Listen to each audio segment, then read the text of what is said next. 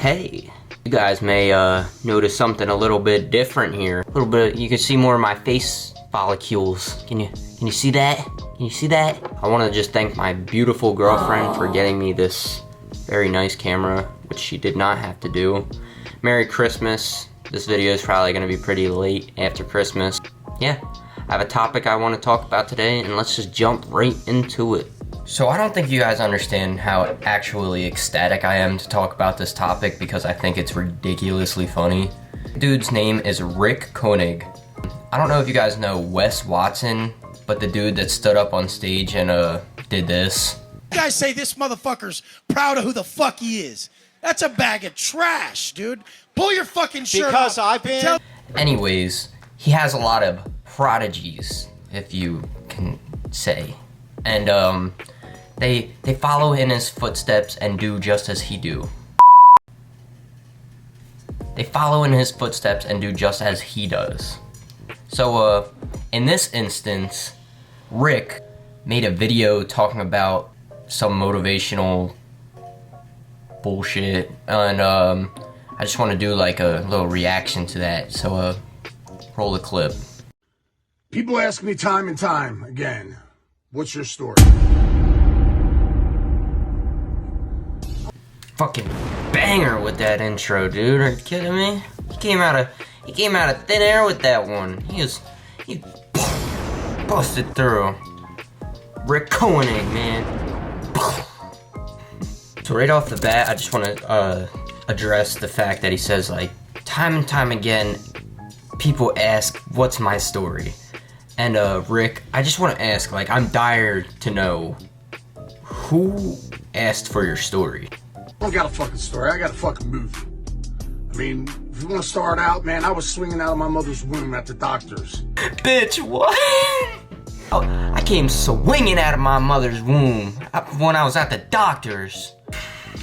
That's some motherfucking flex. That's some crazy flex. I was swinging out of my mother's womb. I came out like a fucking football. Unlike the rest of y'all that came out like a slug. You know, inherently fucking angry. In the 70s, that took me into the juvenile detention center. So I did a lot of juvie time. So I want to give you guys a little bit of a quick rundown of like the same 3 traits all Wes Watson prodigies tend to share. The first one being that they're all alpha males, the second one being that they've all been to prison, and the third one being that they all share a bunch of shitty courtyard tattoos that we will get into later. Right now I want to stick to the prison talk. The fact that Rick and Wes do this thing where they're like, yeah, I've been to prison, and they'll say that to like men that like have a family and wives and kids, and they'll say it like they're more than them. Like, yeah, I've been to prison. I've done way more than you. But from what I understand, prison is being locked up away from your life, so that doesn't give you entirely any entitlement to say that somebody that is living their life is less than yours. Just from personal perspective, Rick. Yeah. Fast forward into the 80s, my father had pizzerias for over 47 years. So I was connected to a lot of organized individuals, if you can put one and one together, all right? That actually landed us in prison for the majority of the 90s. So there's a lot to unpack in this section of the video. Rick begins to talk about something about pizzerias and his dad. My father had pizzerias for over 47 years. And then this somehow leads into how he has connections and how this landed him and his dad in jail. I'm not the one to say that somebody hasn't or has been to jail. Like it's even a big deal, but I like it's not. If I were to speculate it, and by speculating I mean I did further research, and I just want to show you a picture side by side of what Rick looked like at the age of 19. And I began to start finding it hard to believe that this man has ever been to jail, let alone not a C-section baby. However, I'm not one to say that someone has or hasn't been to jail, but you tell me. Look at this picture of him side by side at the age of, I want to say 40, next to him now, and it's a total different person. I mean, this guy will cook you up probably a nice barbecue dinner. Look at him. Just looks like Rick slapped on some tattoos and was like, yeah, I'm a badass now. I've been to jail. In maximum state prisons together. We were through the system together, all right?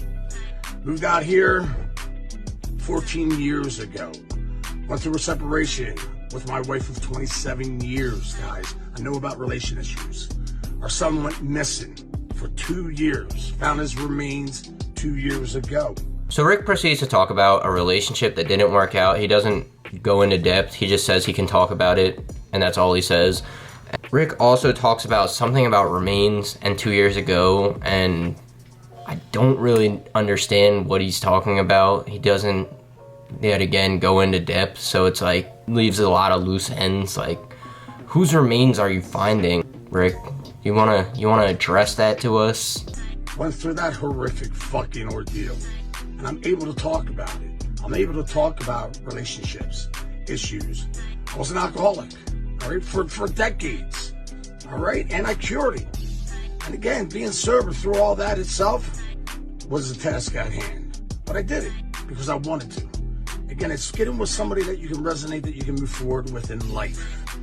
And Wes was the only one that was able to do that for me because I resonated with him. So that is the end portion of this video. Rick proceeds to talk about his relationship with Wes. I can't confirm if they are friends or not. I just saw that he does follow him on Instagram. Maybe we can do a part 2 and address more of the situation. Hopefully he responds to this video, and that would be even better. But please like and subscribe, and I hope you guys enjoyed. We're gonna be dropping more videos soon.